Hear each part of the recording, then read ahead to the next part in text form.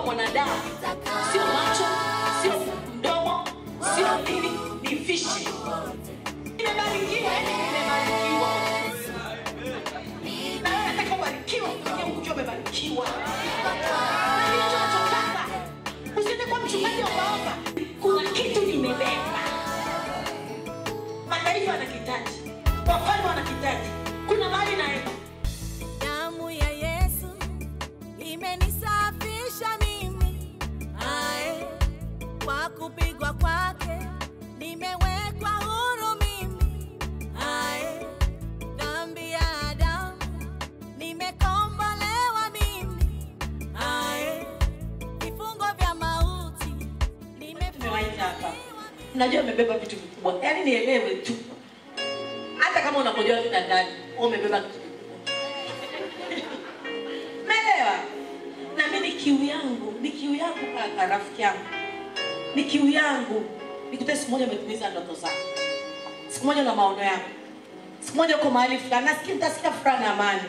Bwana Yesu asifiwe. Bwana Yesu asifiwe. Ona mimi nitazungumza mambo yangu mafupi na Mungu anisaidie.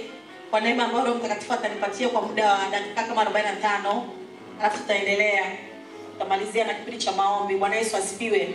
Bwana Yesu asifiwe. Ukiangalia kitabu cha Methali mlango wa 23 mstari wa 7, Biblia inasema, maana aonavyo mtu nafsini mwake ndivyo alivyo. Bwana Yesu asifiwe. Bwana Yesu asifiwe. Kila unachokiona sasa hivi kwenye nafsi yako ndani, nafsini ndani, vile unavyojitafsiri wewe ndivyo ulivyo.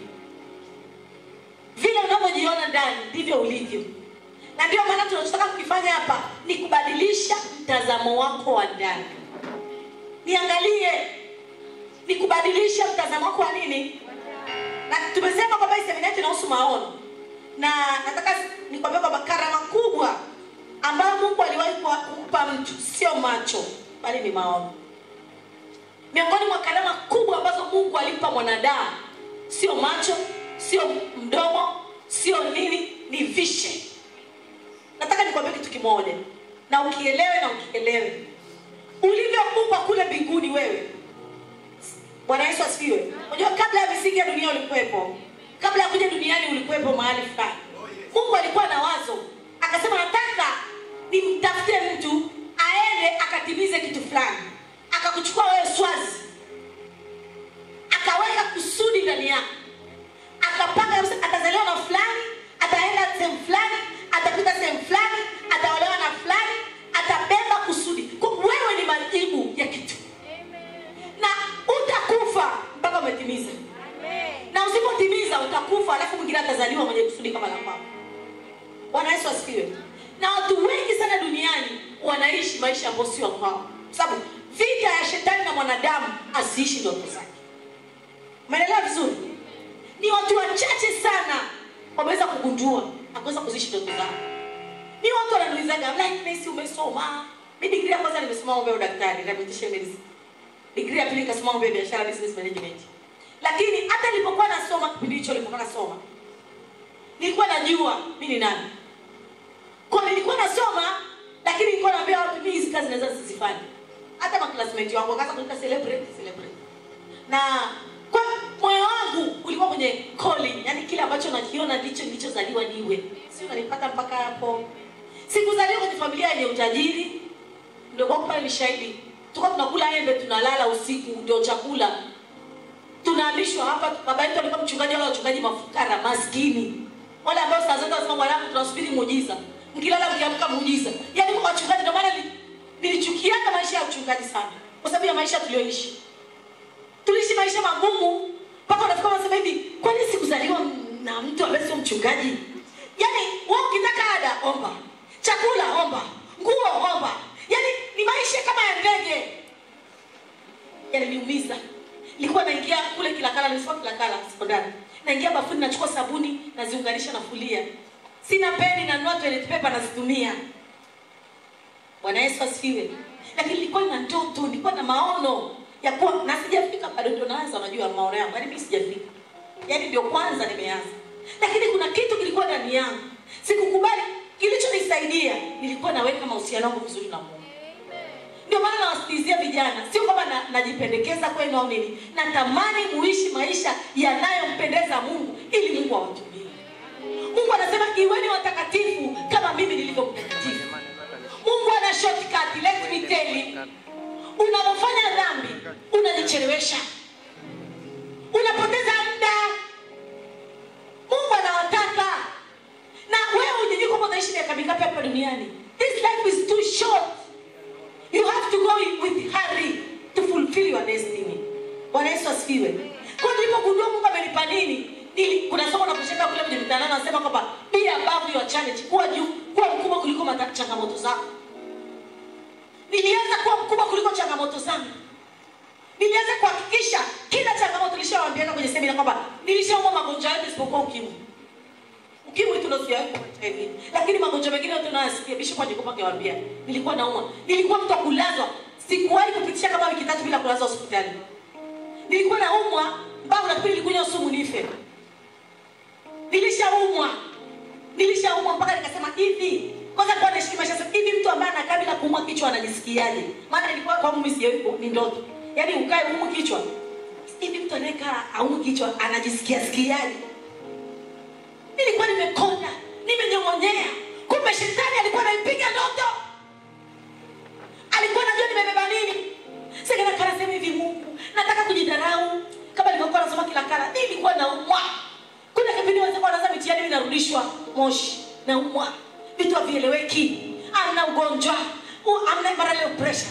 Kesho sukari, kesho kuta operation. Kesho damu ikipimwa bila sama malaria, typhoid, UTI. Hivi mimi nilifanya nini? Watu ambia CD4 zako ziko chini, immunity ya mwili wako kuna watu wanaongoga immunity ziko chini, yani maneno mengi. Nilikuwa navaa miwani nzito, unaweka lenzi mbili. Masikio mimi nilikuwa siwezi kusikiza vyombo. Saa zote nakuja kisemsi kupigwa mabomba. Acha hizo operation zilizofanywa maziwa, sio tumbo, sio wapi. Vitu nilikuwa na figo ambazo tangu nimeanza kuhubiri hapa nishaenda chooni. Naamka wewe unalala nini? Unalala wakati hujatimiza ndoto. Hebu niangalie hapo usoni. Wewe unalala? Aba. Kuna mchumba. Unalala nini? Amka. Hujatimiza ndoto unalala.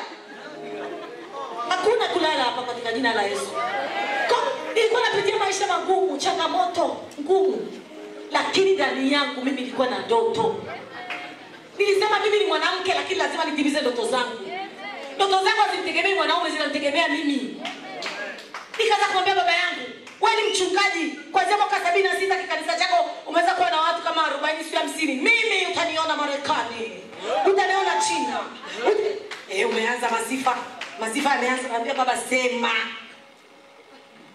Unasikia niambia nitakusanya vijana Moshi nitahubiria. Masifa ameanza. Masifa. Si baba ni juu huyo. Haelewi nini nimebeba. Anaona kama ni mgonjwa. Anambia wewe ni daktari, tusiseme ni mtumishi wa Mungu. Nani mchungaji maji? Wewe ni daktari. Anambia mimi sio daktari. Mimi sio daktari sababu kuna kitu nimebeba. Mataifa yanakitaji.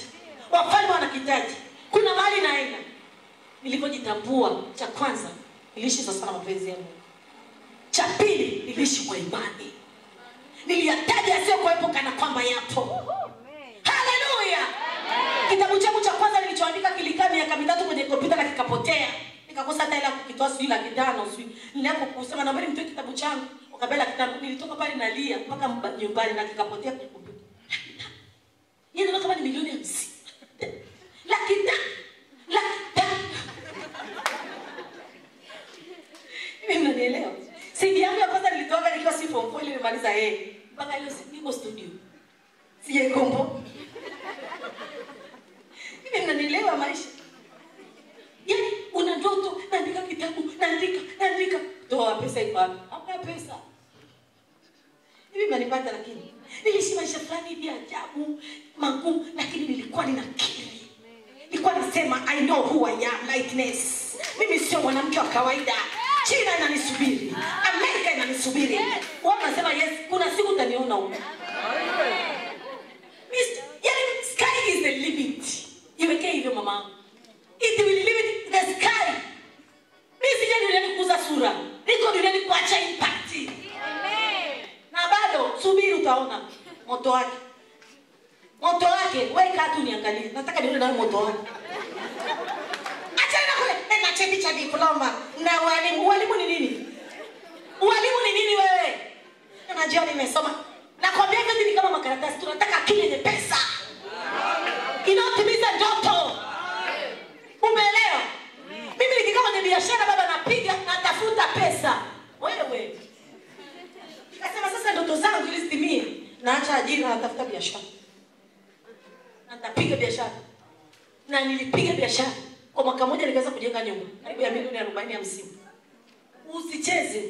Yaani nikiweko mahali nafanya kazi aswa. Huduma nikasema nitaipiga aswa na biashara nitapiga aswa. Sikai tu Mungu nipe. Msitegemee sadaka zetu nakula wala mtu asidanganye. Sasa tumishi na botea hapa anaenda kupata nani? Mimi nitajii kwanza nimeona daktari MD. Niko kwangu. Msitegemee. Nimebarikiwa, yani nimebarikiwa kwa kifupi. Na wewe nataka ubarikiwe utumikie Mungu jua umebarikiwa. Na ndicho nachotaka. Usiende kwa mchungaji omba. Unajua maombi yanahitaji 5,000. Haya maombi haya mtumishi hebu rusha buku 3 kwanza kwenye M-Pesa. Baba. Mungu amesema toa sadaka ya Isaka. Weka 10,000.